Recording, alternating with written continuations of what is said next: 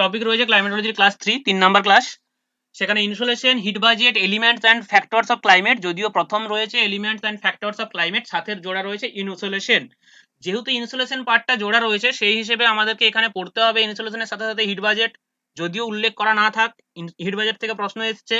সাথে পড়তে হবে ইনভার্স অফ টেম্পারেচার, সেখান থেকে প্রশ্ন এসছে। সাথে পড়তে হবে ডিস্ট্রিবিউশন অফ টেম্পারেচার, সেখান থেকেও প্রশ্ন এসছে। মানে ইনসুলেশন উল্লেখ করা আছে, মানে ইনসুলেশনের ভেতরে যা কিছু আছে সবটাই পড়তে হবে আমাদেরকে।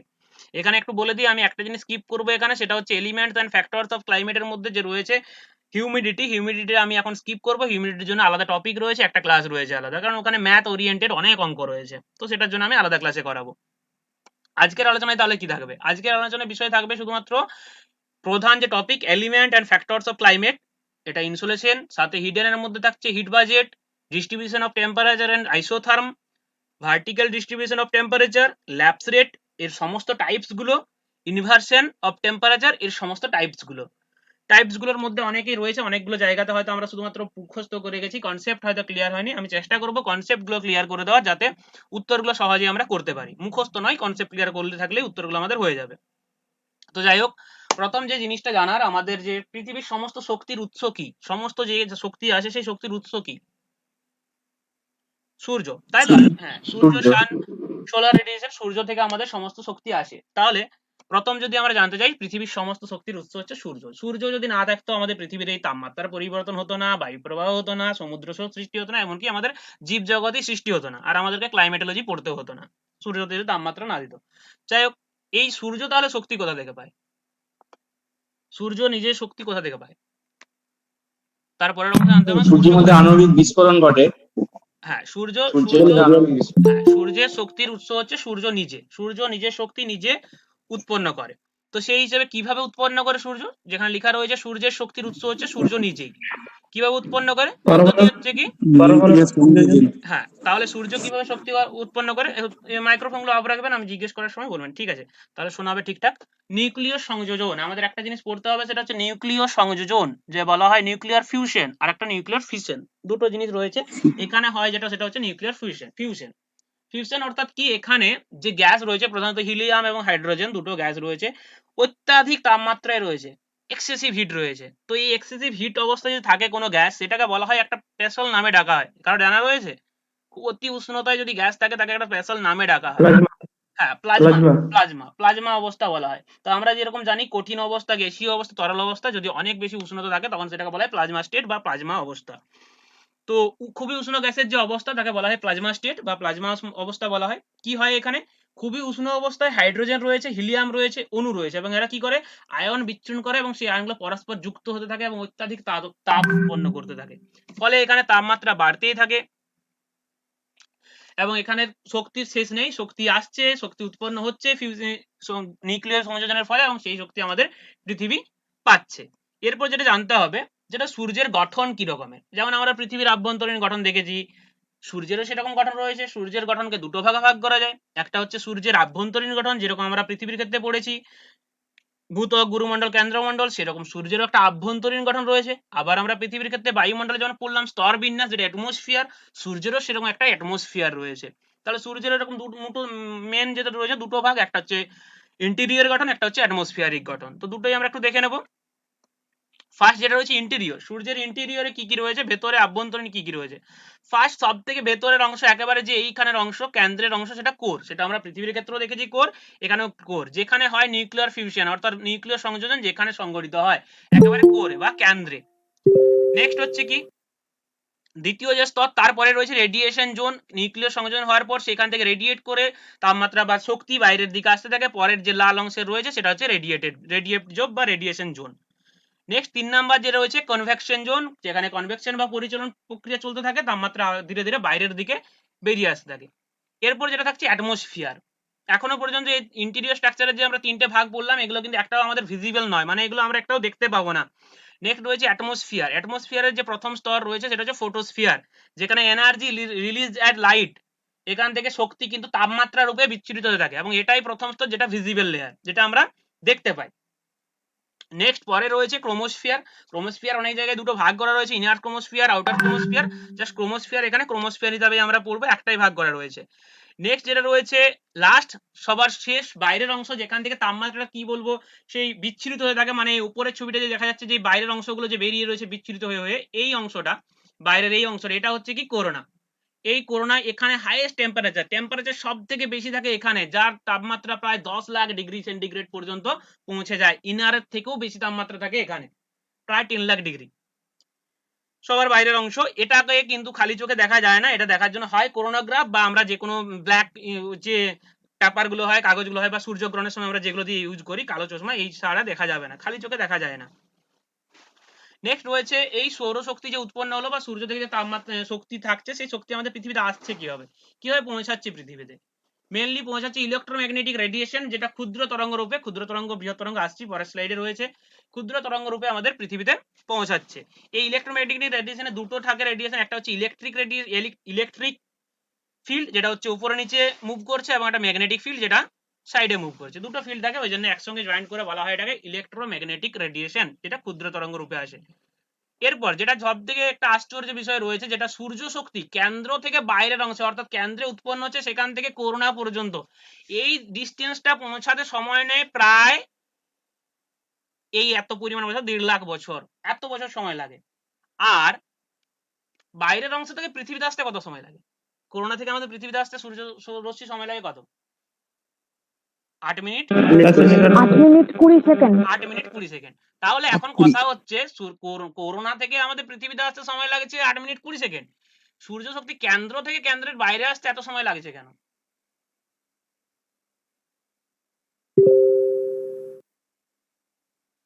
অ্যাড হতে পারছি না, করার কিছু আমার নেই, ক্লাস শুরু হয়ে গেছে, আমি জয়েন করাতে পারবো না।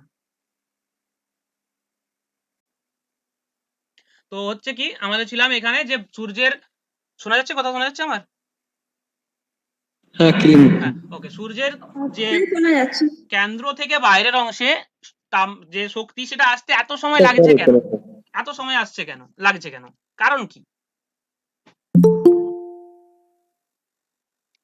কারণ একটাই, সেটা হচ্ছে কি এখানে যে উপাদানগুলো রয়েছে, সে গ্যাসীয় উপাদান হোক বা যাই হোক, এত পরিমাণ কম্প্যাক্ট অবস্থায় রয়েছে, এত পরিমাণ কাছাকাছি রয়েছে যে শক্তি এত স্পিডে আসা যাচ্ছে না, শোনা যাচ্ছে না? স্ক্রিন দেখা যাচ্ছে না। ও আচ্ছা, সরি, আমি স্ক্রিনটা শেয়ার করা হয়নি, ঠিক আছে আমি করে নিচ্ছি। চলে এলাম এখানে, স্ক্রিন দেখা যাচ্ছে তো? কোন স্ক্রিন দেখা যাচ্ছে? ওকে। তো চলে আসছে, যেটা হচ্ছে সূর্য থেকে শক্তি পৃথিবীতে আসে কিভাবে হলো, আর যেটা হচ্ছে ক্ষুদ্র তরঙ্গ ইলেকট্রোম্যাগনেটিক রেডিয়েশন এখান তো পর্যন্ত হয়েছে।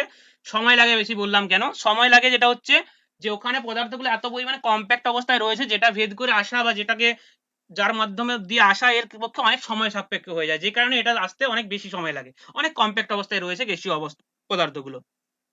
নেক্সট রয়েছে কি, কিন্তু গতিবেগ কত, গতিবেগ দেখতেই পাচ্ছি আমরা 1,86,000 যেটা রয়েছে মাইলস পার সেকেন্ড, কিমিতে করা থাকে অনেক সময়, আমরা সেকেন্ডের এটাই দেখবো যে সেকেন্ডে এত কিমি বেগে এত মাইলস বেগে আসছে, তা সত্ত্বেও এখানে সময় লাগছে বেশি। কিন্তু যখন আমরা করোনা থেকে পৃথিবী চলে আসছে তখন সময় লাগছে 8 মিনিটের কিছু বেশি, বা আমরা বলতে পারি পুরোপুরি ভাবে 8 মিনিট 20 সেকেন্ড। এখানে উত্তরটা করা নেই, সূর্য থেকে পৃথিবীতে আসতে সময় লাগে 8 মিনিট 20 সেকেন্ড, লিখে নিতে পারেন খাতায় 8 মিনিট 20 সেকেন্ড। নেক্সট যেটা রয়েছে এটা হচ্ছে ইলেকট্রোম্যাগনেটিক স্পেকট্রাম, যেটা হচ্ছে আমাদের লাইট যেটা আসে, সেই লাইটের মধ্যে ক্ষুদ্র তরঙ্গ বা যে শক্তি আসছে, ক্ষুদ্র তরঙ্গ এবং বৃহৎ তরঙ্গ সমস্তটা একসাথে মিশিয়ে রয়েছে।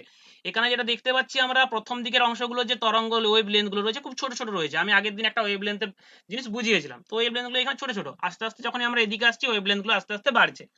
এরপর কি হচ্ছে, এই প্রথম দিকের ক্ষুদ্র ওয়েভ লেন্থের মধ্যে কি কি রয়েছে, গামা রেজ রয়েছে, এক্স রে রয়েছে, ইউভি রেজ রয়েছে।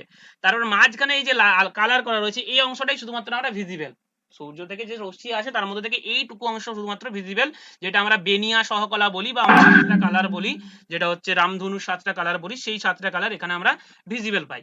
এবং এখানে মনে রাখতে হবে এই যে 7টা কালার আমরা দেখতে পাই বেগুনি থেকে শুরু করে লাল পর্যন্ত, তার মধ্যে বেগুনির হচ্ছে ওয়েভলেন্থ ছোট সব থেকে, যদি বলা হয় যে আমরা ভিজিবল কালার যেগুলো দেখি তার মধ্যে ছোট ওয়েভলেন্থ কোনটা, সেক্ষেত্রে ছোট ওয়েভলেন্থ হচ্ছে বেগুনি কালার, এবং তার মধ্যে বড় ওয়েভলেন্থ হচ্ছে লাল কালারের।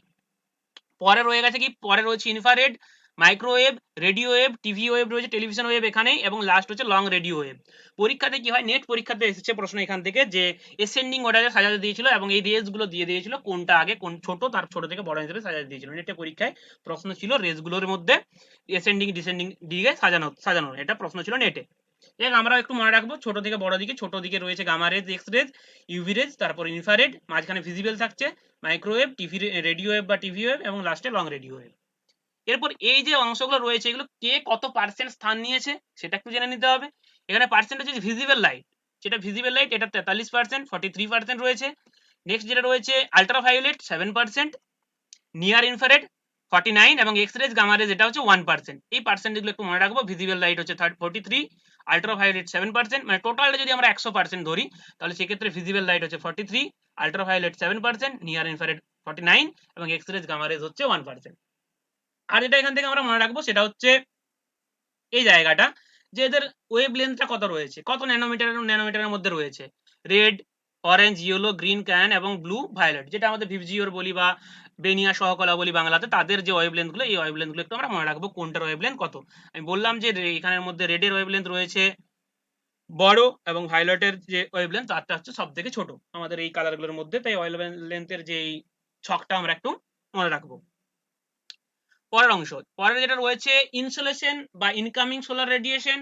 এখানে ইনসোলেশন শব্দটা ইনকামিং সোলার রেডিয়েশন পুরোটা অ্যাড করে করা হয়েছে, অর্থাৎ যে পরিমাণ সৌরশক্তি আমাদের পৃথিবীতে আসছে সেটা ইনসোলেশন বা ইনকামিং সোলার রেডিয়েশন। এর মধ্যে এরপর অনেক ভাগ রয়েছে, সবটাই আমাদের পৃথিবীতে আসবে এরকমটা নয়, অনেকগুলো বিষয় এখান থেকে আমাদের জানতে হবে। প্রথম যেটা হচ্ছে কি, কত আসছে, 200 কোটি ভাগের 1 ভাগ মাত্র পৃথিবীতে এসে পৌঁছায়। মোট শক্তি 200 কোটি ভাগের 1 ভাগ মাত্র পৃথিবীতে এসে পৌঁছাচ্ছে। কিভাবে পৌঁছাচ্ছে, শক্তির পরিমাণটা কত থাকছে, 300 বিলিয়ন হর্স পাওয়ার, যে শক্তিটা থাকে সেটা 300 বিলিয়ন হর্স পাওয়ার, মনে রাখতে হবে। এরপর যেটা জানতে হবে সৌর ধ্রুবক কি, সৌর ধ্রুবক বা সোলার কনস্ট্যান্ট, এর পরিমাণ কত সেটাও একটু জেনে রাখতে হবে। সৌর ধ্রুবক কি, পৃথিবীর কোনো একক ক্ষেত্রফলের উপর যে পরিমাণ সৌরশক্তি আসে একটা নির্দিষ্ট সময়ে সেটাই হচ্ছে সৌর ধ্রুবক। নির্দিষ্ট সময়টা এখানে লেখা মিস হয়ে গেছে। পৃথিবীর একক ক্ষেত্রফলের উপর যে পরিমাণ সৌরশক্তি একটা নির্দিষ্ট সময়ের মধ্যে পড়ে সেটাই হচ্ছে তার সৌর ধ্রুবক, বা সেই অঞ্চলটার সেই অংশটা সৌর ধ্রুবক। কত সেই পরিমাণটা, এর পরিমাণটা 1367 ওয়াট পার বর্গমিটার হতে পারে, বা আমরা বলতে পারি 1.94 ক্যালোরি বর্গ সেমি পার মিনিট, যে কোনো একটা ইউনিট আমরা মনে রাখবো। নেক্সট রয়েছে, আচ্ছা বলছি যে, হ্যালো, হ্যাঁ হ্যাঁ বলো। বলছি যে উপরে ওটা 23 বিলিয়ন আছে, তুমি 300 বিলিয়ন বললা, ওটা কি 23ই হবে 23 না 300 বিলিয়নই হবে? বললাম তো, 300 নয়, 23 বিলিয়ন হর্স পাওয়ার। আচ্ছা ঠিক আছে। 300 নয়, 23 বিলিয়ন হর্স পাওয়ার। শক্তির মোট ঠিক আছে। শক্তির পরিমাণ 23 বিলিয়ন হর্স পাওয়ার। ওকে, নেক্সট হচ্ছে কি, ফ্যাক্টরস এফেক্টিং সোলার রেডিয়েশন, মানে সূর্য থেকে যে সৌররশ্মি আসছে এটাকে কোন কোন বিষয়গুলো এফেক্ট করে, কোন কোন বিষয়গুলো প্রভাবিত করে। এখানটা একটু বেশ জিনিস রয়েছে। প্রথম যে পয়েন্ট সেটা নিয়ে হালচাল হবে একটু, সানস্পট বা সৌর কলঙ্ক। এখন আমার প্রশ্ন, সানস্পট বা সৌর কলঙ্ক যদি বাড়ে সূর্যের, তাহলে আমাদের পৃথিবীর তাপমাত্রা বাড়বে কি কমবে? এটা গ্রুপে একবার আলোচনা হয়েছে। বাড়বে। সানস্পট বাড়লে পৃথিবীর তাপমাত্রা বাড়বে না কমবে? ট্রান্সপোর্ট বাড়লে কমবে। কখনোই না, সানস্পট যত বাড়বে পৃথিবীর তাপমাত্রা ততই বাড়বে, এটাই আমাদের ভুল কনসেপ্ট মাথায় ঢুকে থাকে যে কমবে। আমি এটার ব্যাখ্যা গ্রুপে দিয়েছিলাম, তাও আরেকবার বলে দিই। যখনই কোন একটা অঞ্চলে সানস্পট সূর্যের সানস্পট বেশি হবে, সেই সানস্পট বেশি হওয়ার কারণে মানে সূর্যের হয়তো সেই জায়গার তাপমাত্রা কম, কিন্তু সানস্পটের অ্যাক্টিভিটি বেড়ে যাওয়া মানে সূর্যের তেজস্ক্রিয় বিক্রিয়া বা তেজস্ক্রিয় বিকিরণের পরিমাণ অনেক, প্রায় 11 গুণের বেশি বেড়ে যায়। যা থাকে অরিজিনাল তার থেকে 11 গুণেরও বেশি, আমার ঠিক অ্যাকচুয়াল ফিগারটা মনে পড়ছে না, 11 গুণেরও বেশি হবে সম্ভবত, এটা বেড়ে যায়। ফলে তেজস্ক্রিয় বিকিরণ যত বেড়ে যায় সেই তেজস্ক্রিয় রশ্মি তত বেশি পরিমাণ পৃথিবীর দিকে আসে এবং পৃথিবীর তাপমাত্রা বাড়িয়ে তোলে। সানস্পট আর পৃথিবীর তাপমাত্রা বিপরীত, সানস্পট বাড়া পৃথিবীর যদি বাড়ে পৃথিবীর তাপমাত্রা বাড়বে, সমান, কমবে না। এটা যেন একটু মনে থাকে, খেয়াল থাকে, এই জায়গাটায় ভুল হয়ে যায় আমার। আর আমি গ্রুপে আরেকবার ব্যাখ্যাটা পুরোটা পাঠিয়ে দেবো, পুরো লেখাটা আমি দিয়েছিলাম একবার গ্রুপে হোয়াটসঅ্যাপে, আমি টেলিগ্রামেও একবার পাঠিয়ে দেবো পুরো লেখাটা,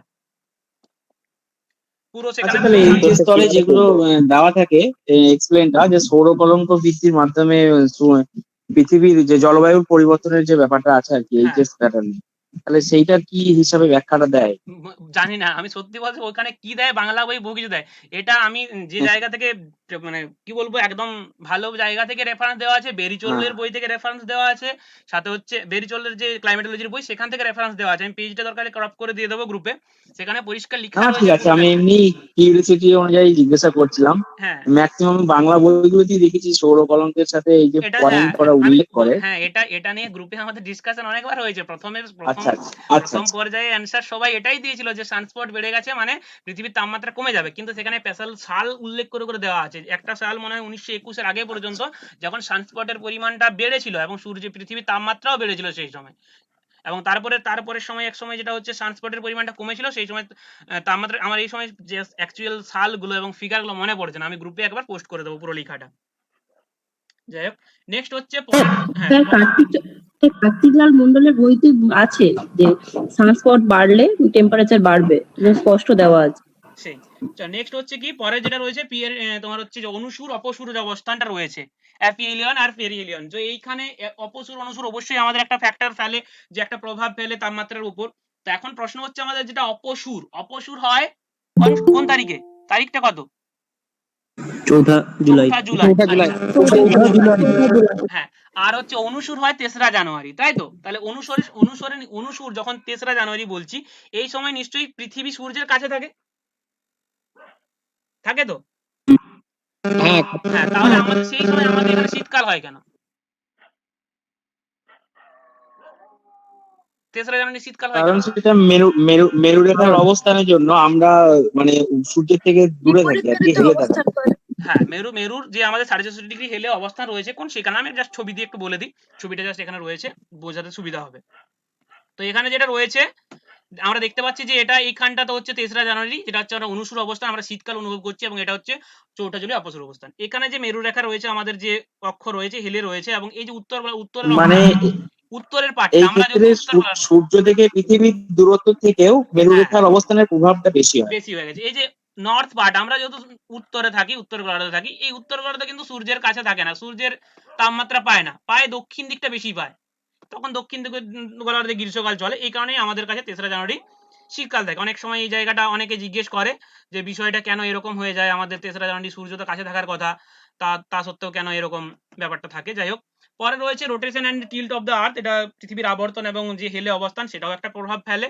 নেক্সট যেটা রয়েছে শেপ অফ দ্য আর্থ, পৃথিবীর যে আকৃতি, সেটাও প্রভাব ফেলে, যে উত্তর দক্ষিণে চাপা রয়েছে ডিম্বাকার আকৃতি, সেটাও একটা ফ্যাক্ট। আর লাস্ট যেটা হচ্ছে অ্যাটমসফিয়ারিক কম্পোজিশন, এটা একটা বিশাল গুরুত্বপূর্ণ পয়েন্ট। অ্যাটমসফিয়ারিক কম্পোজিশন অর্থাৎ বায়ুমণ্ডলের সেই সময় অবস্থাটা কেমন রয়েছে, বায়ুমণ্ডলে ডাস্ট পার্টিকেল বেশি রয়েছে, মেঘ বেশি রয়েছে, বা জলীয় বাষ্প বেশি রয়েছে কিনা, বা পরিষ্কার আকাশ রয়েছে কিনা, এই বিষয়টা একটা প্রভাব ফেলে, কারণ এটা আসছি যেহেতু হিটবাজের সময় পেয়ে যাব।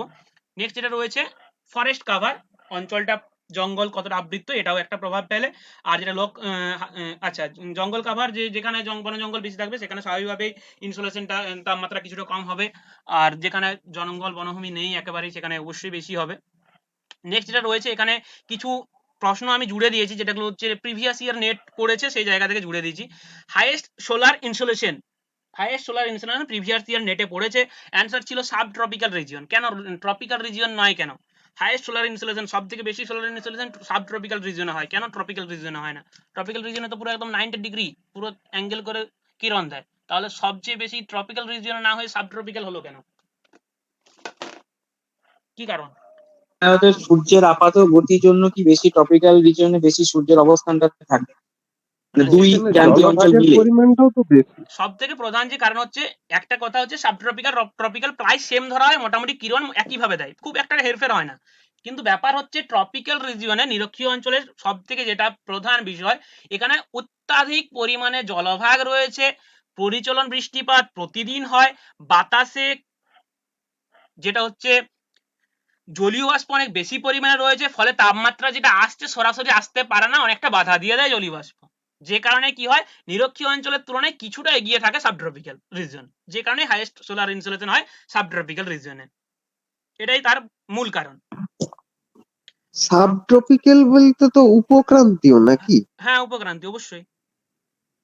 নিরক্ষীয় আর ক্রান্তীয়, তাহলে ক্রান্তীয়টাই তো বেশি উষ্ণ, আমি সেটা বলছি। ক্রান্তীয় অঞ্চল উষ্ণ বেশি। নিরক্ষীয়টা কি ট্রপিক্যাল বললে ট্রপিক্যাল কেন? রিজিয়ন, নিরক্ষীয় ট্রপিক্যাল রিজিয়ন, সাবট্রপিক্যাল উপক্রান্তীয় অঞ্চল, ট্রপিক্যালের পরবর্তী অংশটা। এখানে হচ্ছে নিরক্ষীয় অঞ্চলে যদিও সূর্য 90 ডিগ্রি করে অ্যাঙ্গেলে সূর্যরশ্মি পড়ে, কিন্তু যেহেতু নিরক্ষীয় অঞ্চলে জলভাগ বেশি, বাতাসে জলীয় বাষ্পের পরিমাণ বেশি, এই কারণে কি হয়, ট্রপিক্যাল রিজিয়নের তুলনায় সাবট্রপিক্যাল রিজিয়নে ইনসোলেশনটা কিছুটা বেশি হয়, এটাই এর রিজন।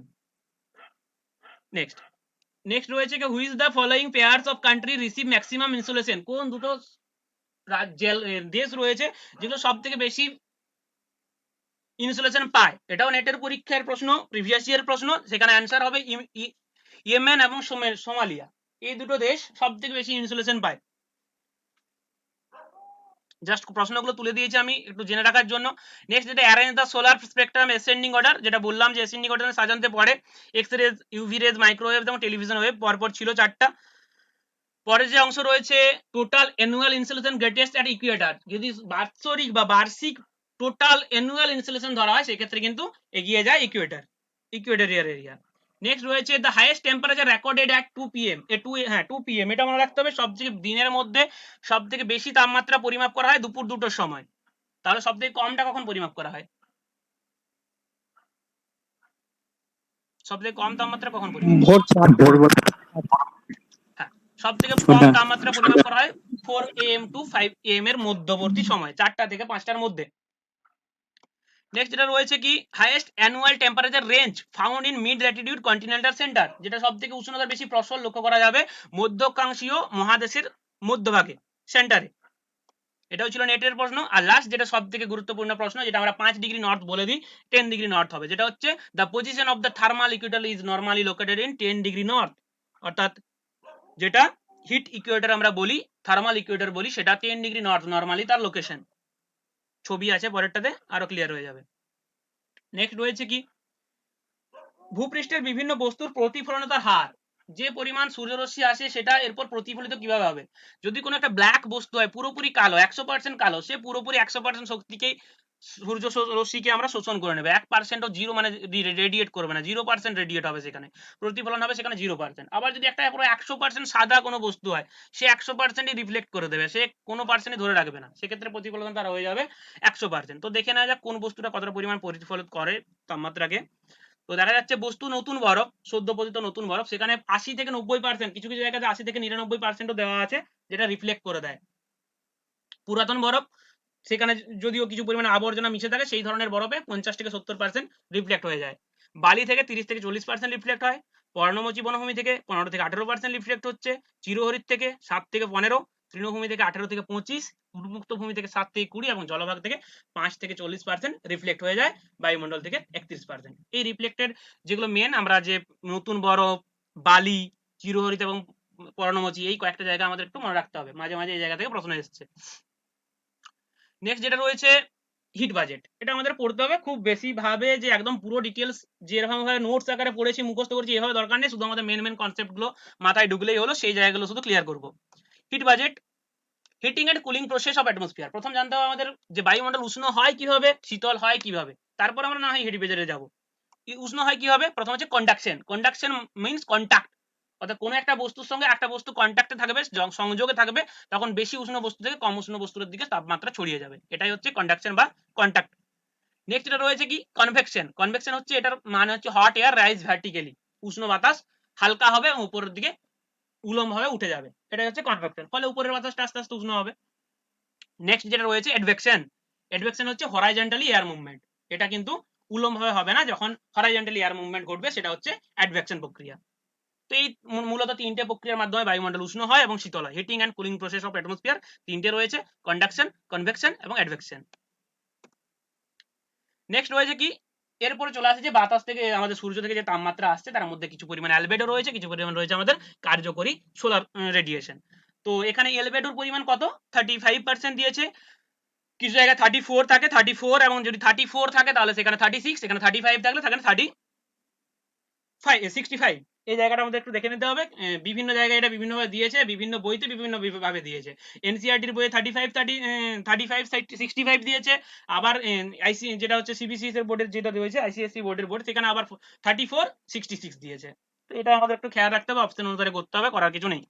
তো এই অনুসারে দেখে নিই যে 35% সূর্যরশ্মি পৃথিবীতে আসলো না, মানে পৃথিবীতে না এসে ডাইরেক্ট পৃথিবী থেকে বায়ুমণ্ডলের থেকে সরাসরি রিফ্লেক্ট হয়ে চলে গেল, পৃথিবীর সঙ্গে কোনো সম্পর্ক নেই, পৃথিবীতে আসার প্রয়োজন নেই, ওরা আগেই সেখান থেকে রিফ্লেক্ট হয়ে যাচ্ছে। 35% আমাদের পৃথিবীকে উত্তপ্ত করায় কোনো কাজে লাগছে না, এটা হচ্ছে অ্যালবেডো। এর মধ্যে এই 35% কোথা থেকে রিফ্লেক্ট হচ্ছে, প্রথম হচ্ছে 6 unit direct scattered into the space, এই 35%-এর মধ্যে 6 ইউনিট সরাসরি মহাকাশে প্রতিফলিত হয়ে যাচ্ছে। নেক্সট 27 ইউনিট কি হচ্ছে, রিফ্লেক্ট হচ্ছে কোথা থেকে, মেঘের দ্বারা, মেঘের উপর থেকে বা মেঘপুঞ্জ থেকে 27% রিফ্লেক্ট হচ্ছে। আর কি হচ্ছে 2 ইউনিট, 2 ইউনিট মাত্র, সেটা হচ্ছে ice cover areas of the earth, পৃথিবীর যে আইস কাভার রয়েছে, স্নো কাভার রয়েছে, সেখান থেকে 2% বা 2 ইউনিট রিফ্লেক্ট হচ্ছে। তাহলে মোট যদি টোটাল করে দিই আমরা 6 27 2 35%, যে 35% অ্যালবেডো ছিল সেটা রিফ্লেক্ট আমরা পেয়ে গেলাম। 6% ডাইরেক্ট স্পেসে ডাইরেক্ট রিফ্লেক্ট হয়ে যাচ্ছে, 27 ইউনিট হচ্ছে ক্লাউড থেকে রিফ্লেক্ট হচ্ছে, আর 2 ইউনিট হচ্ছে যে স্নো কাভার বা আইস কাভার থেকে রিফ্লেক্ট হচ্ছে। বাকি থাকলো 65%, যেটা হচ্ছে আমাদের পৃথিবী সোলার এনার্জির উপরে অ্যাবজর্ব করছে বা আমাদের পৃথিবীতে আসছে, যেটা কার্যকরী সৌর বিকিরণ। এই 65% কিন্তু আমাদের ভূপৃষ্ঠকে উত্তপ্ত করে না, বা পার্থিব বিকিরণ সেটাকে বলা হয় না যে পৃথিবীকে পুরো 65% আসছে, তা কিন্তু নয়। দেখে নেওয়া যাক কি হচ্ছে। এর মধ্যে কি হয়, 14 unit absorb by the atmosphere, বায়ুমণ্ডল দ্বারা 14 ইউনিট কি করে, সরাসরি শোষণ করে নেয়। বায়ুমণ্ডলের মধ্যে ভাসমান ধূলিকণা, জলবায়ু, জলীয় বাষ্প, মেঘ যাই থাকুক না কেন, তারা কি হয় 14% শোষণ করে নেয়। রিফ্লেক্ট তো করে, সেটা অ্যালবেডো রিফ্লেক্ট করলো, কিন্তু যে পরিমাণ আসার কথা আসছে সেটার মধ্যে এরা 14 ইউনিট শোষণ করে রেখে দেয় নিজেদের মধ্যে। বাকি থাকে কি 51 ইউনিট, যে 51%, এটা হচ্ছে পৃথিবী শোষণ করে, যেটাকে টেরিস্ট্রিয়াল রেডিয়েশন বলা হয় বা পার্থিব বিকিরণ বলা হয়, যেটা 51% আমাদের পৃথিবীতে এসে পৌঁছালো। মানে এতটা পরিমাণ 65% যে শক্তি ছিল তার মধ্যে এসে পৃথিবীতে পৌঁছাচ্ছে 51% যে পৃথিবীতে এলো, 51% এবার রিফ্লেক্ট হয়ে ফেরত যাবে। সেটা কিভাবে ফেরত যায় দেখা যায়, টোটাল টেরিস্ট্রিয়াল রেডিয়েশন হচ্ছে 51%, পৃথিবীতে এসছে, এই পৃথিবী থেকে এরপরে 51% ফেরত যাবে। কিভাবে ফেরত যাবে, ফার্স্ট যেটা হচ্ছে 17 unit radiate back directly into the space, পৃথিবীতে আসার পর, পৃথিবীতে প্রতিফলিত হওয়ার পর ডাইরেক্ট কি হয়, কোনো জায়গায় বাধা হয়, বাধা পায় না, কোনো জায়গায় আটকায় না, সরাসরি 17 ইউনিট পৃথিবীতে প্রতিফলিত, ভূপৃষ্ঠে প্রতিফলিত হয়ে ব্যাক চলে যায় 17 ইউনিট। নেক্সট কি হয়, রিমেনিং 34%, যেটা 34% বাকি থাকছে, সেটা কি হয়, অ্যাবজর্ব বাই দ্য অ্যাটমসফিয়ার। এরপর কি হয়, রিফ্লেক্ট যে হলো, রিফ্লেক্ট হওয়ার যে 51% ভূপৃষ্ঠে এসছে, 51% অবশ্যই রিফ্লেক্ট হবে, কিন্তু 17% কোথাও আটকায় না, এই 17% সরাসরি রিফ্লেক্ট হয়ে যায়। বাকি যে 34% সেটা কি হয়, বায়ুমণ্ডল আবার যাওয়ার সময় তাকে আটকায় এবং বাধা দেয়। কি করে, কোথায় কোথায় অ্যাবজর্ব হয়ে যায়, 6 unit direct absorb by the atmosphere, বায়ুমণ্ডল সরাসরি 6 ইউনিট নিয়ে নেয় নিজে, সেখান থেকে পরে মহাকাশে বিকিরিত করে দেয়। 9 ইউনিট কি হয়, কনভেকশন এবং টার্বুলেন্সের মাধ্যমে রিফ্লেক্ট হয়। কনভেকশন অর্থাৎ যে পরিচালন স্রোত বা পরিচালন প্রবাহ চলতে থাকে, বা টার্বুলেন্স বিভিন্ন ধরনের যে ঘূর্ণাবর্ত সৃষ্টি হয়, সেখানে মধ্যে 9 ইউনিট চলে যায় উপরে।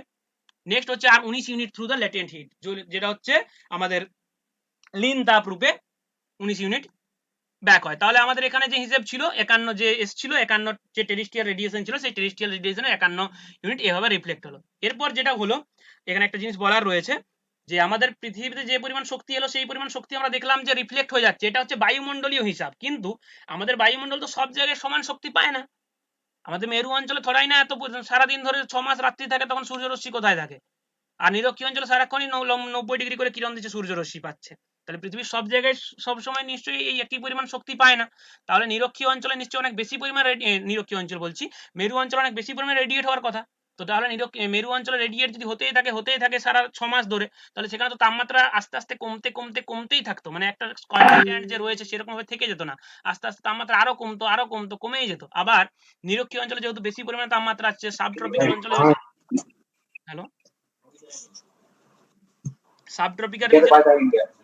সাবট্রপিক্যাল রিজিয়নে যদি অনেক বেশি পরিমাণে তাপমাত্রা আসছে, সেটা তাহলে আস্তে আস্তে এখানে বাড়তেই থাকতো, কারণ সেখানে জমা হচ্ছে যাওয়ার তুলনায়। কিন্তু এটা হয় না, আমাদের কিন্তু পৃথিবীর একটা তাপমাত্রা ব্যালেন্স অবস্থায় আছে। তাহলে এটা কিভাবে হয়, অডিওটা হ্যাঁ বলুন, হ্যালো, আচ্ছা অডিওগুলো অফ করবেন,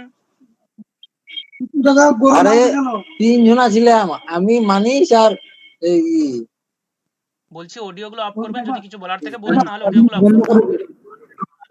3টা মিনিট এবার হলো জিতা রে ভাই, মাঝে কি পালা খাইতে দিবে নাকি, তাই হাজিরা করে জড়িয়ে দিন স্যার আপনি করে দিন ওদের অফ। আমার করা মানে তাপমাত্রাটা কিভাবে ব্যালেন্স হয়, নিরক্ষীয় অঞ্চলে নিরক্ষীয় অঞ্চলে তাপমাত্রা বেশি আছে। আচ্ছা স্ক্রিন শেয়ার হয়নি তাই তো, এক সেকেন্ড।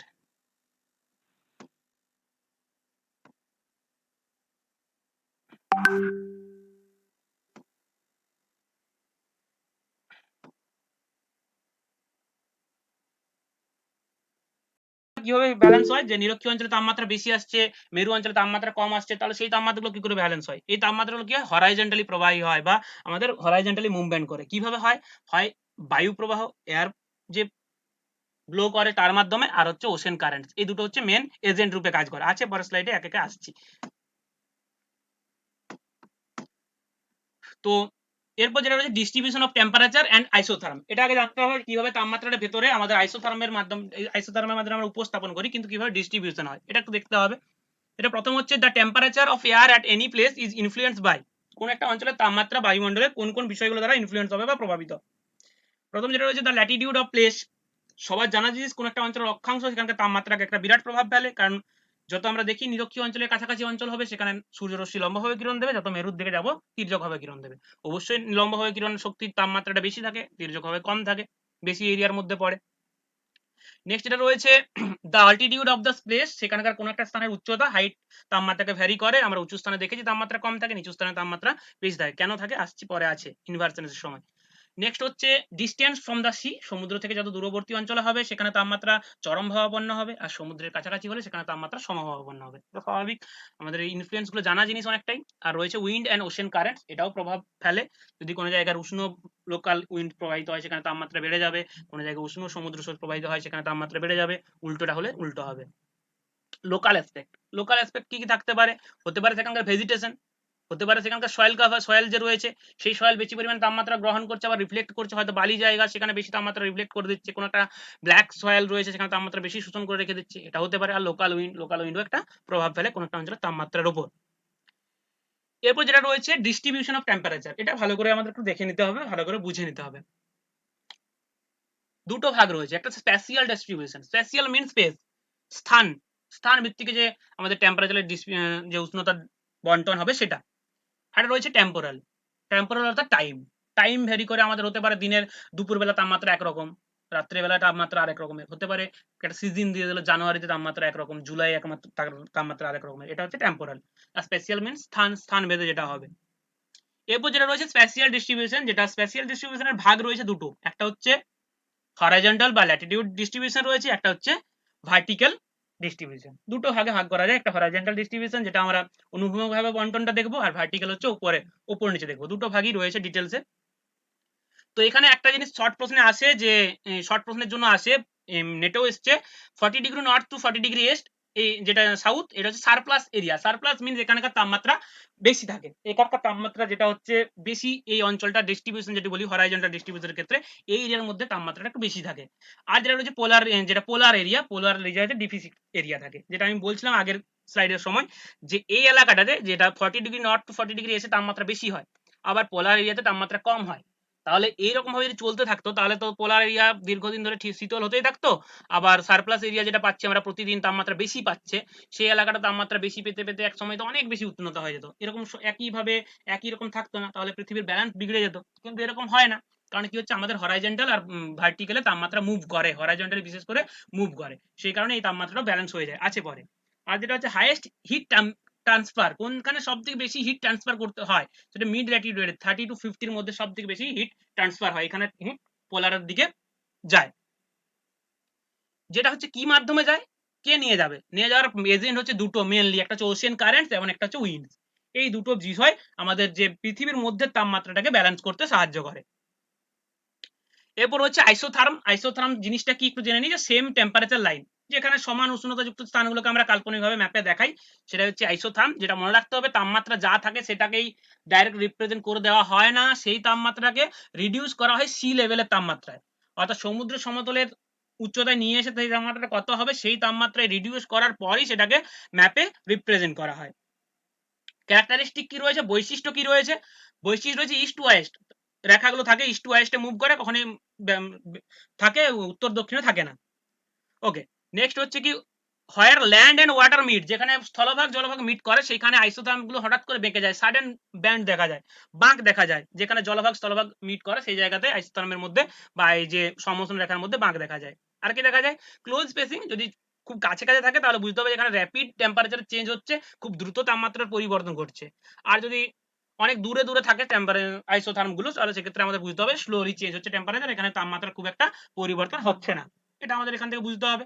এরপর যেটা রয়েছে ছবিটা দেখে বুঝতে হবে, জানুয়ারি, এখানে তিনটে জিনিস আগে লিখে এগুলো নিয়ে চলে আসি তারপর বলছি। ওকে, টেম্পারেচার ডিস্ট্রিবিউশন ইন জানুয়ারি, যেটা আমাদের জানুয়ারি মাসে টেম্পোরাল যেটা হচ্ছে ডিস্ট্রিবিউশন, সেই তাপমাত্রা ডিস্ট্রিবিউশন কেমন থাকে। প্রথম কথা হচ্ছে এখানে যে অংশটা রয়েছে মাঝখানের যে হলুদ বা লালচে টাইপের যে অংশটা রয়েছে মাঝখানের অংশ, সেটা হচ্ছে হিট ইকুয়েটর, আমরা এটা বলছিলাম যে হিট ইকুয়েটর রয়েছে ওটা। এরপর এটা কি হয়েছে, জানুয়ারির সময় কোন দিকে শিফট করে, উত্তর দিকে না দক্ষিণ দিকে? আমরা জানি তো যে মাঝখানে যে থাকে তাপ অঞ্চলটা, সেটা আমাদের চাপ বলা হয়। যখন স্থান পরিবর্তন করে তখন স্থান পরিবর্তন করে, সেক্ষেত্রে এইটা জানুয়ারি মাসে কোন দিকে শিফট করে, উত্তরের দিকে না দক্ষিণের দিকে? জানুয়ারির সময় দক্ষিণ দিকে যাবে। জানুয়ারির সময় দক্ষিণ দিকে শিফট করে। উত্তর দিকে। উত্তরে যায়, উত্তর দক্ষিণ দিকে স্যার। শেষ হয়ে যায়। হ্যাঁ উত্তর দিকে শিফট করে যায়। তো এখন কি হচ্ছে, আমাদের এখানে দুটো জিনিস একটু মনে রাখতে হবে। এই দুটো জিনিস, যে জানুয়ারি ডিস্ট্রিবিউশনে উত্তর গোলার্ধে যেহেতু উত্তর দিকে শিফট করে রয়েছে, এটা কন্টিনেন্টের কাছে কি হবে, ইকুয়েটর বেন্ড হবে। অর্থাৎ কন্টিনেন্ট অর্থাৎ যেখানে স্থলভাগ থাকবে সেখানে আইসোথার্ম গুলো নিরক্ষরেখার দিকে বাঁক নেবে। সহজ করে বোঝায়, এই যে কোণাটা, একটু কালার নিয়ে নেই বলছি, এই যে কোণাটা এখানে দেখুন ভারত রয়েছে, এই ভারতের কাছে যতগুলো আইসোথার্ম লাইন রয়েছে সেগুলো সবগুলো বাঁকটা রয়েছে ইকুয়েটর। অর্থাৎ এখানে যদি আমি ইকুয়েটর দেখে নিই, এই যেখানে রয়েছে 0 ডিগ্রি ইকুয়েটর, এইখানের দিকে বাঁক নিয়েছে সবগুলো। আবার জলভাগে যে বাঁকগুলো, যেখানে জলভাগ সেখানের বাঁকগুলো হচ্ছে উপরের দিকে অর্থাৎ পোলারের দিকে। কেন? প্রথম কথা হচ্ছে শীতকাল, স্থলভাগ দ্রুত শীতল হয়ে গেছে, জলভাগের শীতলতার তুলনামূলকভাবে জলভাগ কম শীতল। এখন এখান থেকে জলভাগ উষ্ণ, স্থলভাগ শীতল হয়ে গেছে বেশি, জলভাগ একটু উষ্ণ রয়েছে স্থলভাগের তুলনায়। তখন এখান থেকে শীতল বাতাস এদিকে ঠেলে আসবে, এখানের আইসোথার্মের বাঁক হবে এদিকে দক্ষিণের দিকে অর্থাৎ ইকুয়েটরের দিকে। আবার এখানে যেহেতু দুটোই জলভাগ, এখানে নিরক্ষরেখার কাছাকাছি একটু তাপমাত্রা বেশি আছে, জলভাগ দুটোই, এটাও জলভাগ, এটা নিরক্ষরেখা থেকে একটু দূরে, তাপমাত্রা কম আছে, এখানকার উষ্ণ বাতাস ঠেলে যাবে ওদিকে। এই কারণে এই দুটো লাইন আমাদের মনে রাখতে হবে। জানুয়ারিতে ডিস্ট্রিবিউশন হলে যদি কন্টিনেন্টে থাকে স্থলভাগের কাছে বাঁকটা হবে নিরক্ষরেখার দিকে, জলভাগের কাছে বাঁকটা হবে পোলারের দিকে। এই দুটো লাইন জাস্ট আমাদের একটু মনে রাখতে হবে। আশা করি বিষয়টা বোঝা গেছে এখানে। নেক্সট হ্যাঁ, নেক্সট যেটা রয়েছে জুলাই ডিস্ট্রিবিউশনটা একবার দেখে নেব। জুলাইয়ের ক্ষেত্রে কি হয়েছে, জুলাইয়ের ক্ষেত্রে দেখা যাচ্ছে, এক সেকেন্ড, হ্যাঁ, জুলাইয়ের ক্ষেত্রে কি হয়েছে, যে আমাদের হিট ইকুয়েটর উত্তরের দিকে শিফট করে গেছে, এখন ভারতের ওপর চলে এসেছে পুরোপুরি। এক্ষেত্রে দেখা যাচ্ছে যে ঠিক উল্টোটা, এখানে কি হয়েছে, কন্টিনেন্ট এর ক্ষেত্রে পোলারের দিকে বাঁক অর্থাৎ উপরের দিকে বাঁক আছে, এবং ওয়াটার বডিজের ক্ষেত্রে বাঁকটা থাকবে ইকুয়েটরের দিকে। আগেরটা যা ছিল তার উল্টো। জানুয়ারি ডিস্ট্রিবিউশনে দেখেছিলাম আমরা যে এখানে বাঁক ছিল দক্ষিণ ইকুয়েটরের দিকে, এখন এখানে বাঁক দেখছি আমরা পোলারের দিকে। আবার ওখানে দেখেছিলাম আমরা বাঁক ছিল যে ওয়াটার বডিজের ক্ষেত্রে আমাদের মার্ক ছিল উপরের দিকে পোলারের দিকে, এখানে আমরা মার্ক দেখবো ইকুয়েটরের দিকে। এই দুটো জিনিস দেখলে মনে রাখতে হবে কোন মাসের ডিস্ট্রিবিউশনে কন্টিনেন্টের ক্ষেত্রে বাঁকটা কোন দিকে থাকে এবং ওয়াটার বডিজের ক্ষেত্রে বাঁকটা কোন দিকে থাকে আইসোথার্ম লাইনের। এটা অনেক সময় দিয়ে দেয়, বিশেষ করে যেটা মানে হচ্ছে যেদিকটা গরম সেই দিকে বাঁক থাকবে নাকি? হ্যাঁ ঠিক। এই জায়গাটা না বুঝতে পারলাম না, একটু বলে দাও না। ঠিক আছে, আমি আরেকবার রিপিট করে দিচ্ছি, আগেরটা থেকে একবার রিপিট করে দিই, তাহলে আরো বোঝা যাবে। এখান থেকে রিপিট করে দিচ্ছি। আচ্ছা, এটা হচ্ছে শীতকাল, জানুয়ারি মাস শীতকাল। শীতকালে কি হয়েছে, স্থলভাগ দ্রুত শীতল হয়েছে।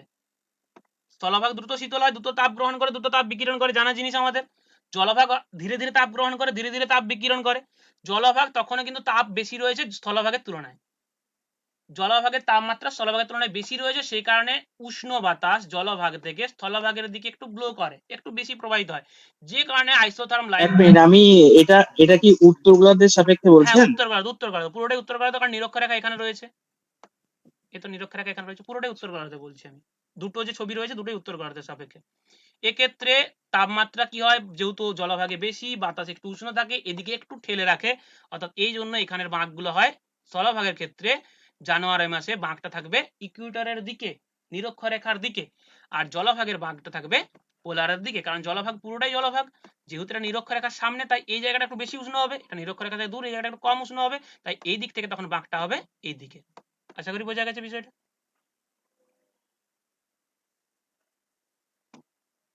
আর জুলাইয়ের ক্ষেত্রে দেখতে পাবো ঠিক উল্টোটা, অর্থাৎ এর উল্টো বিষয়। জুলাইয়ের ক্ষেত্রে আমরা দেখবো এর উল্টো বিষয়, যেটা আগের যে ছিল সেটার থেকে পুরো ডিফারেন্স। এক্ষেত্রে হয়ে গেছে বাঁকটা, এটা হয়ে গেছে ইকুয়েটর পোলারের দিকে, স্থলভাগের ক্ষেত্রে উপর দিকে বাঁক, আবার জলভাগের ক্ষেত্রে বাঁক হয়ে গেছে ইকুয়েটরের দিকে। এটাও উত্তর গোলার্ধে, দুটোই আমি উত্তর গোলার্ধে দেখালাম ছবি যে দুটো দেওয়া আছে এখানে। নেক্সট যে রয়েছে, নেক্সট চলে আসছে যেটা ভার্টিক্যাল ডিস্ট্রিবিউশন। এটা আমাদের ভালো করে পড়তে হবে, আমরা যদিও পড়ে এসেছি এতে ওই স্তর বিন্যাসের সময়, তাও এখানে আরেকবার দেখে নিতে হবে ভার্টিক্যাল ডিস্ট্রিবিউশন উলম্ব যে বিস্তার সেটা কি কি রয়েছে। ফার্স্ট এখানে যে মেন কাজ করে ল্যাপস রেট। ল্যাপস রেট কি? In troposphere temperature decrease with increasing height. ট্রোপোস্ফিয়ারের মধ্যে উচ্চতা বাড়ার সাথে সাথে তাপমাত্রা কমতে থাকে, এটা ল্যাপস রেটের মধ্যে পড়ছে।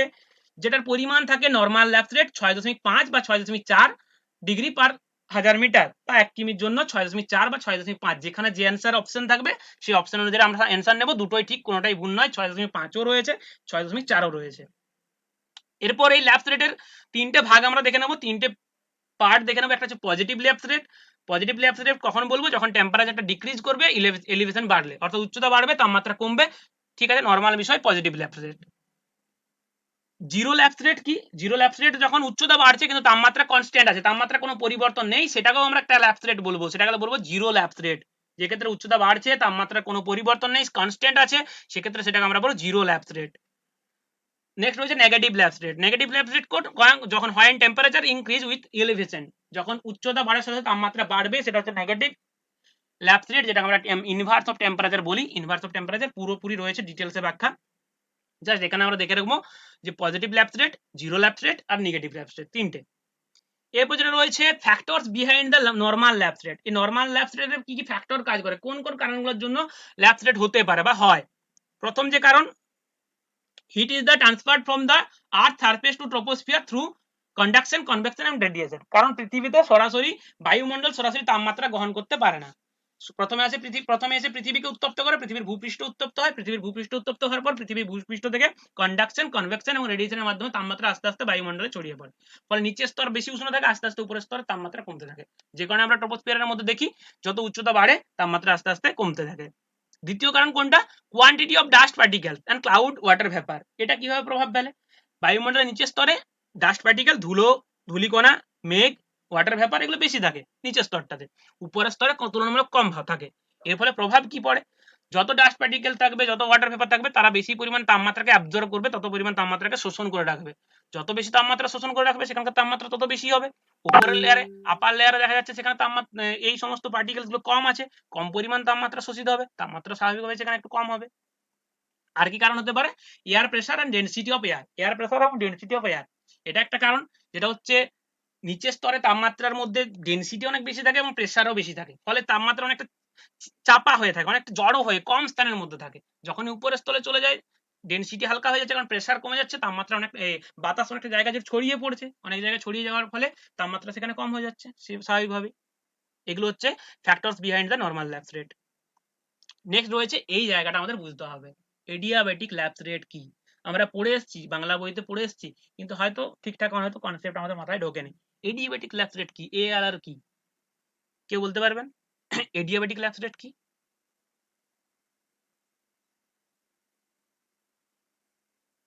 কার জানা রয়েছে? এটা কি ড্রাই অ্যাডিয়াবেটিক ল্যাপস রেট? না, এর ভাগ dry adiabatic, dry and wet এর ভাগ রয়েছে। আমি জাস্ট জিজ্ঞেস করছি এডিয়াবেটিক ল্যাপস রেট কি।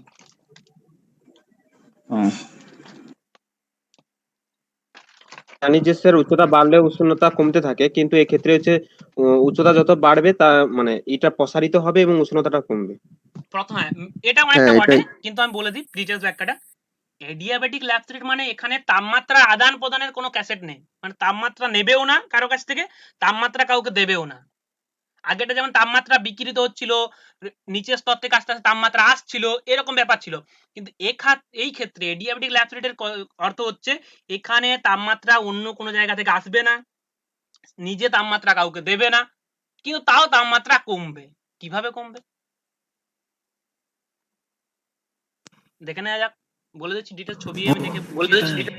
হ্যাঁ, আগে বলে নি তারপর বলবেন। প্রথম যেটা হচ্ছে জানতে হবে, এডিয়াবেটিক মিনস ইম্পসিবল। পাসিবল, ইম্পসিবল নয় কিন্তু, ইম্পসিবল অর্থাৎ পাস করে না, এ তাপমাত্রা কাউকে পাস করে না, এ যা থাকে নিজের মধ্যে যা থাকবে সেটাই থাকবে, কাউকে তাপমাত্রা দেবে না, কারো কাছ থেকে নেবেও না, কিন্তু তা সত্ত্বেও তাপমাত্রা হ্রাস বৃদ্ধি ঘটবে উচ্চতার সাথে। কিভাবে ঘটে সেটাই আমাদের দেখার। প্রথমে একটু সংজ্ঞাটা দেখে নিই। সংজ্ঞাতে বলা রয়েছে, heat does not enter or leave বা temperature change because of pressure and volume. এখানে তাপমাত্রা এন্টার হবে না, আসবে না, তাপমাত্রা কাউকে দেবে না, লিভ হবে না, কিন্তু তাও তাপমাত্রার পরিবর্তন হবে শুধুমাত্র প্রেসার এবং ভলিউমের জন্য। এরপর ছবিতে এসি, ছবিতে দেখানো যাক। প্রথম হচ্ছে আমি ধরে নিচ্ছি নিচে একটা দাগ, একটা মার্জিন টানলাম, এটা হচ্ছে এর নিচের স্তর, এটা উপরের স্তর। এখন এখানে একটা বায়ুর পার্সেল ছিল বা বায়ুর প্যাকেট ছিল, আমি ধরে নিচ্ছি একটা বায়ুর একটা পার্সেল ছিল, যেটার তাপমাত্রা আমি ধরে নিচ্ছি এখানে 20 ডিগ্রি ছিল। এরপর এই পার্সেলটা কোনো কারণে উপরে উঠেছে বা উচ্চতা বাড়ছে। উপরে ওঠা মাত্র এখানে কি হবে, এর দুটো জিনিস হবে, একটা হচ্ছে এয়ার প্রেসার কমে গেছে।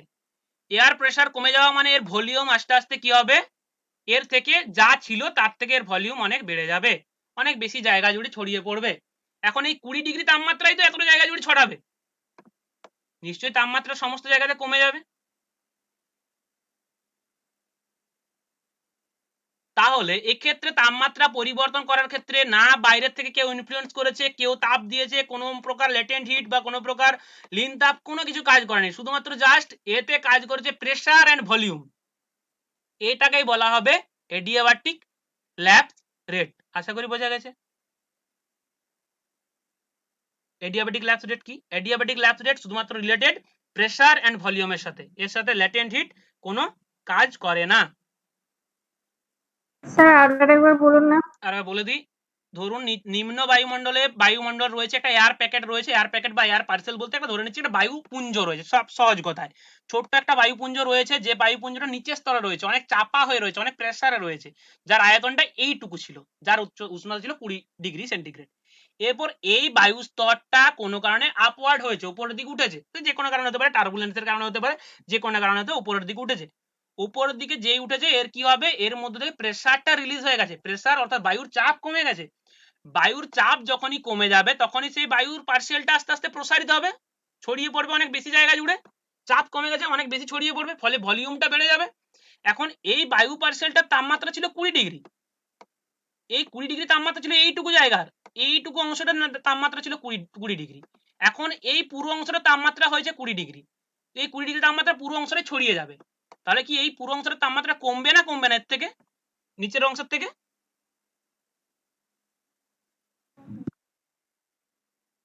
নিশ্চয়ই কমে যাবে তাপমাত্রাটা। তো এখানে এক্ষেত্রে কি হলো, এখান থেকে বাইরে এ তাপমাত্রা বাইরে কাউকে দিল না, বায়ুর যে বায়ু স্তরটা গিয়েছিল তার মধ্যেই তাপমাত্রা আছে, বাইরে থেকে তাপমাত্রা নেওয়াও নি, শুধুমাত্র প্রেসারের পরিবর্তনের জন্য ভলিউম চেঞ্জ হয়েছে, তাপমাত্রা হ্রাস ঘটেছে। এটাই হচ্ছে এডিয়াবাটিক ল্যাপস রেট। বোঝা গেছে? হ্যালো। হ্যাঁ বলো। হ্যাঁ, বলছি যে বায়ু যখন উপরে যায় তো শীতল হলে তো মানে উপরে গেলে তো শীতল হতে থাকে, হ্যাঁ তো শীতল হলে তো বায়ু কমপ্রেসড হয়ে যাবে, মানে সংকুচিত হবে, মানে উষ্ণ বায়ু তো প্রসারিত হয়। উষ্ণ বায়ু প্রসারিত হয় ঠিক আছে, কিন্তু উপরে উঠছে, এখানে তাপমাত্রা তুমি বাদ রাখো, তাপমাত্রা এখানে তাপমাত্রার কোনো কারণ নেই, উপরে উঠছে মানে বায়ুর চাপ তো কমছে, যত উচ্চতা বাড়ে বায়ুর চাপ কমে না কমে না? হ্যাঁ, কমে যায়। উচ্চতা বাড়ছে মানে বায়ুর চাপ কমছে, তাহলে যা ছিল আয়তন তার থেকে তো একটু প্রসারিত হবে। হাইট বাড়ার সাথে চাপ তো কমছে, প্রেসার যখন তুমি একটা প্রেসারের মধ্যে থাকবে তখন চাপা হয়ে থাকবে, প্রেসার যখনই কমে যাবে তোমার উপর থেকে তুমি নিশ্চয়ই প্রসারিত হবে, এটাই বিষয় এখানে। হ্যাঁ। ওকে, নেক্সট অংশে যাই, যেটা হচ্ছে এর সঙ্গেই রয়েছে এখানে, যে পজিটিভ ALR বা পজিটিভ যেটা রয়েছে অ্যাডিয়াবাটিক ল্যাপস রেট। এখানে এর অর্থ হচ্ছে টেম্পারেচার ডিক্রিজ উইথ এলিভেশন, যখন উচ্চতা বাড়বে তাপমাত্রা আস্তে আস্তে কমতে থাকবে, সেটা হচ্ছে পজিটিভ ALR। নেগেটিভ ALR কি? টেম্পারেচার ইনক্রিজ হয় এলিভেশন ডিক্রিজ। এটা কি করে হয়? ঠিক উল্টোটা, উপরে একটা বেশি ছড়িয়ে পড়া বায়ুমণ্ডলের প্যাকেজ ছিল, স্তর ছিল, সেটা কোনো কারণে নিচে নেমেছে, সে যে কোনো কারণে হতে পারে, নিচে নেমে গেছে হঠাৎ করে, নিচে নামলেই সেখানে চাপ বেড়ে গেছে, চাপ বাড়ার ফলে সেই বায়ুটা আস্তে আস্তে জড়ো হচ্ছে অর্থাৎ সংকুচিত হচ্ছে, সংকুচিত হওয়া মানে কম জায়গার মধ্যে সেই তাপটা থাকবে, তাপমাত্রা বেড়ে যাবে, সেটা হচ্ছে নেগেটিভ ALR। নেক্সট হচ্ছে rate dry adiabatic lapse rate, এর পরিমাণটা হচ্ছে 9.8 ডিগ্রি। আবার ওয়েট অ্যাডিয়াবেটিক ল্যাপস রেট রয়েছে, সেটার পরিমাণটা একটু কম, দেখে নিয়ে আগে তারপর বলছি। হ্যাঁ, তো ড্রাই অ্যাডিয়াবেটিক ল্যাপস রেট কি, যা হচ্ছে মূলত স্টেবল এয়ার কন্ডিশন বলে, যেটাকে স্টেবল এয়ার কন্ডিশন, অর্থাৎ যখন কোনো শুকনো বাতাস, যেখানে জলীয় বাষ্প নেই, সেই শুকনো বাতাস উপরে উঠবে, উপরে ওঠার পর সেই শুকনো বাতাসটা কি হবে, সে একই প্রসেস প্রসারিত হয়েছে, তাপমাত্রা কমে গেছে। কিন্তু ড্রাই অ্যাডিয়াবেটিক শুকনো বাতাস মানে একদম শুষ্ক, সেখানে জলীয় বাষ্প নেই, যদি জলীয় বাষ্প থাকতো কিছু পরিমাণ, তাহলে কি হতো, জলীয় বাষ্পের মধ্যে লীন তাপ থাকতো, সেই লীন তাপ কিছুটা পরিমাণ রিলিজ করতো, ফলে তাপমাত্রা এতটা কমে যেত না, তাপমাত্রার থেকে কম কমতো। ঠিক আছে, যদি শুকনো বাতাস হয়, শুষ্ক বাতাস হয়, তাহলে সেখানে জলীয় বাষ্প না থাকার কারণে কোনো প্রকার লীন তাপ থাকবে না, ফলে তাপমাত্রা অনেক বেশি কমবে, যে কারণে dry adiabatic lapse rate 9.8 degree per কিমি হয়ে যায়, যেটা স্টেবল এয়ার কন্ডিশনকে রিপ্রেজেন্ট করে। কারণ যেহেতু জলীয় বাষ্প নেই, মানে কোনো ঝড় ঝঞ্ঝা বৃষ্টিপাত মেঘ কিছু হবে না, জলীয় বাষ্প মানেই সবকিছু উতল পাতল হবে, ঝড় ঝঞ্ঝা বৃষ্টিপাত হবে। নেক্সট কি রয়েছে, ময়েস্ট বা ওয়েট এডিয়াবেটিক ল্যাপস রেট, যে বাতাসটা আর্দ্র সেই বাতাসটা যদি এইরকম এডিয়াবেটিক প্রসেসে হ্রাস বৃদ্ধি ঘটে, সেক্ষেত্রে কিন্তু তাপমাত্রাটা কমবে এর থেকে কম পরিমাণ, অর্থাৎ 5 ডিগ্রি পার কিমি। কারণ হচ্ছে সে উপরে গিয়ে প্রসারিত হোক ঠিক আছে, কিন্তু প্রসারিত হলো তার মধ্যে জলীয় বাষ্প আছে, জলীয় বাষ্প সেখানে লীন তাপ রিলিজ করবে, লীন তাপ রিলিজ করা মানে সেখানে তাপমাত্রা কিছুটা বেশি রইবে, বাড়িয়ে দেবে, ফলে এতটা বেশি ড্রাই এর মতো এতটা বেশি কমে যাবে না, এর থেকে কিছুটা কম কমবে, মোটামুটি 5 ডিগ্রি পার কিমি এই হারে কমতে থাকবে ময়েস্ট বা ওয়েট এডিয়াবেটিক এর ক্ষেত্রে। নেক্সট রয়েছে, এটা আনস্টেবল এয়ার কন্ডিশনকে রিপ্রেজেন্ট করে, ময়েস্ট এডিয়াবেটিক ল্যাপস রেট যদি হয় তাহলে ধরে নিতে হবে এখানে ঝড় বৃষ্টি ঝঞ্ঝা হবে। দুটো জিনিস মনে রাখতে হবে, dry adiabatic lapse rate stable condition of air, আর ময়েস্ট বা ওয়েট এডিয়াবেটিক ল্যাপস রেট হচ্ছে unstable condition of air. Next যে রয়েছে, এটাই তো স্যাচুরেটেড। হ্যাঁ সেম, ময়েস্ট ওয়েট স্যাচুরেটেড একই ব্যাপার, একই জিনিস। নেক্সট রয়েছে মোস্ট ওয়াটার ভ্যাপার, ওয়াটার বানানটা মিস হয়ে গেছে এখানে, ওয়াই হয়ে গেছে, most water vapour less adiabatic lapse rate, যত বেশি জলীয় বাষ্প থাকবে এডিয়াবেটিক ল্যাপস রেটের এই মানটা তত কম হবে, এটা মনে রাখতে হবে আমাদেরকে। যদি ওয়াটার ভ্যাপার বেশি থাকে মানে কম হারে কমবে, এরকম 5 হবে, 4 হবে, 3 হতে পারে, 6 হতে পারে, আর যত শুষ্ক হবে তত বেশি হবে, একদম 9.8 পর্যন্ত চলে যেতে পারে, ড্রাই যত হবে। মেন কথা হচ্ছে most water vapour less ALR. Next যে রয়েছে ইনভার্সন অফ টেম্পারেচার, এটাই আমাদের লাস্ট টপিক, অনেকটা রয়েছে, অনেকগুলো ভাগ রয়েছে, বিভিন্ন বইতে বিভিন্ন ভাবে ভাগ দেওয়া থাকে, আমাদেরকে শুধু জানতে হবে মাঝের অংশগুলো ঠিকঠাক আছে কিনা, বা মেন কনসেপ্টগুলো ঠিকঠাক আছে কিনা, তাহলেই হচ্ছে।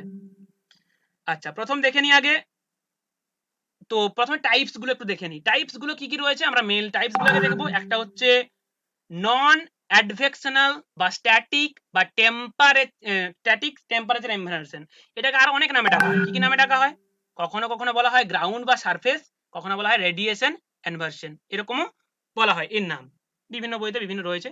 2 নাম্বার ভাগ হচ্ছে আপার এয়ার ইনভার্সন, উপরের বায়ুমণ্ডলে ইনভার্সন হয়। নেক্সট কি রয়েছে, এর দুটো ভাগ রয়েছে, একটা থার্মাল বা স্ট্র্যাটোস্ফিয়ারিক ইনভার্সন, যেটাকে আমরা বলি ইনভার্স লেয়ার, আর রয়েছে কি মেকানিক্যাল ইনভার্সন। মেকানিক্যাল ইনভার্সনের আবার দুটো ভাগ রয়েছে, একটা সাবসিডেন্স, একটা রয়েছে টার্বুলেন্স বা কনভেক্টিং। নেক্সট যেটা রয়েছে অ্যাডভেকশনাল বা ডাইনামিক বা গতিশীল, যেটা হরাইজন্টালি মুভ করে হয়, সেই অ্যাডভেকশন। এরও ভাগ রয়েছে কি কি, একটা হচ্ছে ফ্রন্টাল বা সাইক্লোনিক, একটা রয়েছে ভ্যালি ইনভার্সন। মোট আমাদের এই তিনটে ভাগ পড়তে হবে, তিনটে ভাগের মধ্যে আরো এই ভ্যালি ইনভার্সন, ফ্রন্টাল ইনভার্সন, সাবসিডেন্স রয়েছে, টার্বুলেন্স রয়েছে, এই ভাগগুলো দেখতে হবে। মোট যেটা প্রধান তিনটে ভাগ, নন অ্যাডভেকশনাল, আপার এয়ার ইনভার্সন এবং হচ্ছে অ্যাডভেকশনাল, তিনটে মেন তার মধ্যে ভাগগুলো। তো একটা একটা ভাগ একটু দেখে নিই। প্রথম যেটা রয়েছে গ্রাউন্ড সারফেস বা রেডিয়েশন ইনভার্সন, এটা একদম ভূমিভাগের কাছাকাছি হয়।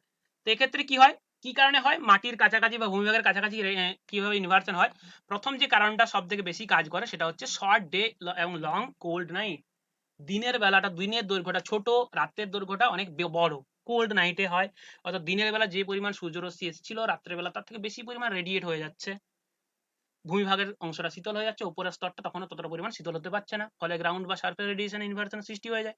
আর কি হতে পারে, কোল্ড আইস সারফেস, কোন একটা অঞ্চলে ভূমিভাগের কাছাকাছি যদি আইস সারফেস থাকে, কোল্ড থাকে বা বরফে ঢাকা অংশ থাকে, সেই বরফের সংস্পর্শে থাকা নিচের বায়ুটা তুলনামূলক উপরের বায়ু থেকে ঠান্ডা হবে, বাস ইনভার্সন হয়ে গেল। নেক্সট কি, ক্লাম স্টেবল এয়ার, বাতাস প্রবাহিত হয়নি, বায়ুর মধ্যে মিক্সিং হয়নি, হতে পারে ইনভার্সন সৃষ্টি হলো। ক্লিয়ার নাইট স্কাই, এটা ওই আগেরটার মতোই, যত ক্লিয়ার নাইট স্কাই হবে তত বেশি রেডিয়েট করবে, তত বেশি তাড়াতাড়ি প্রতিফলিত হবে, সৃষ্টি হবে, বেশিরভাগ ক্ষেত্রে ক্লিয়ার নাইট যেটা হয় সেক্ষেত্রেই ইনভার্সন বেশি যায়। আর ড্রাই এয়ার নিয়ার গ্রাউন্ড, বাতাসের কাছাকাছি অবস্থায় যদি বাতাস ড্রাই থাকে সেক্ষেত্রে লেটেন্ট হিট ক্রিয়েট হবে না, হয়ে যায় এক্ষেত্রে। যেটা হচ্ছে কখন কখন কোন কোন জায়গায় দেখা যায়, জায়গাগুলো একটু মনে রাখতে হবে। কমনলি ওকার ডিউরিং উইন্টার, শীতকালে মূলত দেখা যায়, কখন নাইটে in mid and higher latitude, মধ্যক্ষাংশীয় এবং উচ্চক্ষাংশের কাছে, এবং পোলার রিজিয়ন আর ট্রপিক্যাল ডেজার্ট রিজিয়নে, জায়গাগুলো একটু মনে রাখতে হবে। কমনলি ওকার ডিউরিং উইন্টারে, নাইটে দেখা যায়, মিড এবং হায়ার ল্যাটিটিউডে, পোলার রিজিয়ন এবং ট্রপিক্যাল ডেজার্টে মেনলি এই গ্রাউন্ড সারফেস রেডিয়েশন বা ইনভার্সন দেখা যায়। পরে আসছে যেটা সাবসিডেন্স ইনভার্সন, যেটা আমি বলছিলাম যে এয়ার পার্সেল, ওই এয়ারের একটা বায়ুপুঞ্জ যদি ওঠানামা করে সেক্ষেত্রে যে ইনভার্সনটা হবে সেটাই সাবসিডেন্স ইনভার্সন। এক্ষেত্রে মনে রাখতে হবে কি subside large air parcel and compress Das increasing temperature. যদি কোনো কারণে বায়ুমণ্ডলের উপরের স্তর থেকে একটা বড় এয়ার পার্সেল বা এয়ার বায়ুপুঞ্জ নিচে নেমে যায়, নিচে নামার ফলে তার কিছু হবে প্রেসার, তার মধ্যে প্রেসার বাড়বে, প্রেসার বাড়ার ফলে সেটা কম্প্রেস হয়ে যাবে, কম্প্রেস হওয়ার ফলে যেটা তাপমাত্রা যদি ইনক্রিজ করে যায় তাহলে তখন দেখা যাবে নিচের স্তরে তাপমাত্রা বেড়ে গেছে, উপরের স্তরের তাপমাত্রা কম আছে, সেক্ষেত্রে যে ইনভার্সনটা হবে সেটা সাবসিডেন্স।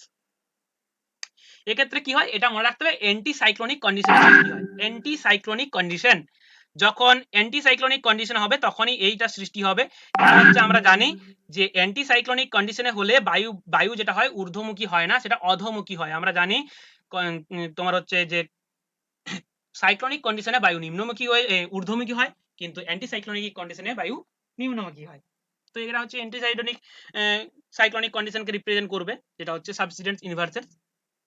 আর কি রয়েছে, কোথায় দেখা যায়, মিডিল ল্যাটিটিউড, মধ্য অক্ষাংশীয় অঞ্চলে দেখা যায়, বিশেষ করে যেটা আমাদের যে উইন্টারের সময় এন্ড নর্দার্ন কন্টিনেন্ট, টেম্পারেট যে সাবট্রপিক্যাল ওশেন, তাহলে এটা যদি আমাদের সাবসিডেন্স ইনভার্সন দেখা যায় তাহলে মেইনলি দেখা যায় মিডিল ল্যাটিটিউড, উইন্টারের নর্দার্ন কন্টিনেন্টে এবং সাবট্রপিক্যাল ওশেনের মধ্যে, এই জায়গাগুলো মনে রাখতে হবে। নেক্সট রয়েছে টার্বুলেন্স। টার্বুলেন্স মানেই ঝড় ঝঞ্ঝা বা ঘূর্ণবাদ, যে কারণে কি হয় দেখা যায় যদি warm air suddenly transported upward because eddies circle of war. তো এটা বলে দিই একটু, যদি কোনো কারণে হয় নিচের বায়ুমণ্ডল উষ্ণ হয়েছিল, উষ্ণ হওয়ার পর হঠাৎ করে দেখা গেল একটা ঘূর্ণাবর্তের সৃষ্টি হলো, যে ঘূর্ণিগুলো আমরা সচরাচর আমাদের এলাকাতেও দেখতে পাই, বৈশাখ জ্যৈষ্ঠ মাসের সময় হঠাৎ করে একটা ঘূর্ণি সৃষ্টি হলো, চৈত্র মাসের সময় দেখা যায় কাছাকাছি একটা ঘূর্ণি সৃষ্টি হয়ে যায়। এরকম যদি একটা ঘূর্ণি, ছোটখাটো ঘূর্ণি সৃষ্টি হয়ে যায় বা বড় আকারের কোনো ঘূর্ণি সৃষ্টি হয়ে যায়, সেই ঘূর্ণির ফলে কি হবে, সেই নিচের গরম বাতাসটা যদি উপরের স্তরে চলে যায়, নিচের বাতাসটা তুলনামূলক তখন শীতল হয়ে যাবে, উপরের বাতাসটা তুলনামূলক গরম হয়ে যাবে, তো সেক্ষেত্রে হয়ে যাবে কি টার্বুলেন্স ইনভার্সন। এডিস অর্থাৎ ওই ঘূর্ণবাদকে বোঝানো হয়েছে, যেটা হচ্ছে সার্কেল অফ এয়ার। এডিস বলতে সার্কেল অফ এয়ারকে বোঝানো হয়। নেক্সট যেটা রয়েছে ফ্রন্টাল ইনভার্সন, এটা কমন একটা জিনিস। ফ্রন্টাল ইনভার্সন মানে যখন convergence of cold and warm air mass, যখন দুটো বিপরীত ধর্ম বায়ুপুঞ্জ অর্থাৎ একটা শীতল বায়ুপুঞ্জ একটা উষ্ণ বায়ুপুঞ্জ পরস্পরের সঙ্গে মিলিত হবে, সেই জায়গায় কিন্তু ইনভার্সন সৃষ্টি হবে। জাস্ট এটা একটা ছবি যদি দেখানো যায় তাহলে এরকম করে করতে হবে। যদি কোনো একটা দিক থেকে এদিক থেকে যদি একটা শীতল বায়ুপুঞ্জ আসছে, সরি, যদি এদিক থেকে দেখা যায় যে একটা শীতল বায়ুপুঞ্জ আসছে, শীতল বায়ুপুঞ্জ সবসময় কি হবে, ভারী নিচের দিকে নামার চেষ্টা করবে। এদিক থেকে যদি একটা উষ্ণ বায়ুপুঞ্জ আসে, উষ্ণ বায়ুপুঞ্জ সবসময় হালকা উপর দিকে ওঠার চেষ্টা করবে। তো এই দুটো বায়ু যেখানে ইনফ্লুয়েন্স হবে সেই জায়গাটাকে আমরা বলি ফ্রন্ট বা সীমান্ত, ফ্রন্টাল। তো এই যে কনভার্জেন্স হয়, যেটা ফ্রন্টাল কনভার্জেন্স, সেখানে দুটো বায়ুর পুঞ্জের মিলনের ফলে হয়, নিচের দিকে শীতল বায়ু নেমে যায়, ফলে এই এলাকায় যে শীতল বায়ুপুঞ্জ বসে যায় বা স্টেবল হয়ে যায় এবং উষ্ণ বায়ু উপর দিকে উঠে যায়, উষ্ণতা উপরে বেড়ে যায়, ফলে এখানে একটা ইনভার্সন সৃষ্টি হয়ে যায়, যেটা হচ্ছে ফ্রন্টাল ইনভার্সন। এক্ষেত্রে কয়েকটা কমন বৈশিষ্ট্য আমাদের মনে রাখতে হবে, সেটা হচ্ছে কি যে এখানে একটা কনসিডারেবল স্লোপ দেখা যায়, অর্থাৎ এখানে একটা ঢাল আমরা দেখতে পাবো এবং ফ্রন্ট সৃষ্টি হবে। আর মেনলি কি হয়, টেম্পারেট রিজিয়নে হয়, যেটা টেম্পারেট সাইক্লোন সৃষ্টিতে সাহায্য করে। আমরা যে টেম্পারেট সাইক্লোনের যেটা প্রধান কারণ বা টেম্পারেট সাইক্লোন যে বলি, মধ্যঅক্ষাংশীয় ঘূর্ণবাদ সৃষ্টির প্রধান কারণ হচ্ছে ফ্রন্টাল বা ফ্রন্ট সৃষ্টির কারণে এখানে সৃষ্টি হয়। নেক্সট যেটা রয়েছে লাস্ট, সেটা হচ্ছে ভ্যালি অফ ইনভার্সন, যেটা আমরা বৈপরীত্য উত্তাপ বইতে পড়ে থাকি, পার্বত্য এলাকায় দেখা যায়। এখানে একটা মেন কমন জিনিস রয়েছে, এয়ার ড্রেনেজ, এখানে বাতাস ড্রেন করে, এটার জন্য ছবি আঁকতে হবে, এখানে লেখা আছে এরকম কিছু নেই, ড্রয়িং করে বলতে হবে। কোনো একটা এলাকা পার্বত্য এলাকা যদি থাকে, সেই পার্বত্য এলাকায় আমি ধরে নিচ্ছি এরকম একটা পাহাড়ি এলাকা রয়েছে, যে পাহাড়ি এলাকায় এরকম অনেকটা অংশ রয়েছে, একটা ভ্যালি রয়েছে, এই জায়গাটা ভ্যালি এবং এই জায়গাগুলো পাহাড়ের চূড়া।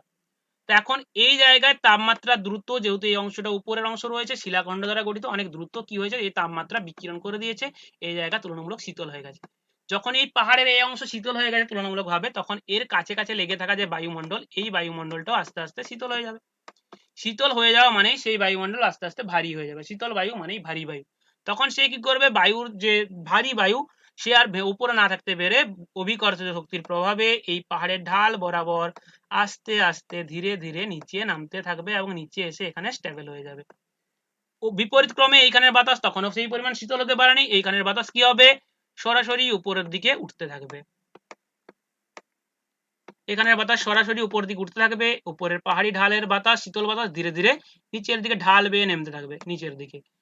কি হবে, উপরের যে শীতল বাতাস সেটা ঢালবে নিচে নামবে, এখানকার বাতাস মাঝখানের উষ্ণ বাতাস সরাসরি উপরের দিকে উঠবে। এর ফলে কি হবে, উপরের অংশের তাপমাত্রা বেড়ে যাবে, নিচের অংশের তাপমাত্রা কমে যাবে, যেটাকে বলা হয় ভ্যালি ইনভার্সন। এখানে দুটো বায়ুর নাম মনে রাখতে হবে, যে বাতাস নিচে নামছে সেটাকে বলা হয় ক্যাটাবেটিক এয়ার, যে বাতাস উপরে উঠছে সেটা হচ্ছে অ্যানাবেটিক এয়ার। এখানে মনে রাখতে হবে ক্যাটাবেটিক বাতাসকে বা ক্যাটাবেটিক এয়ারকে এয়ার ড্রেনেজও বলা হয়। মেনলি ক্যাটাবেটিককে বলা হয় এয়ার ড্রেনেজ, এখানে এটা বলা হয়।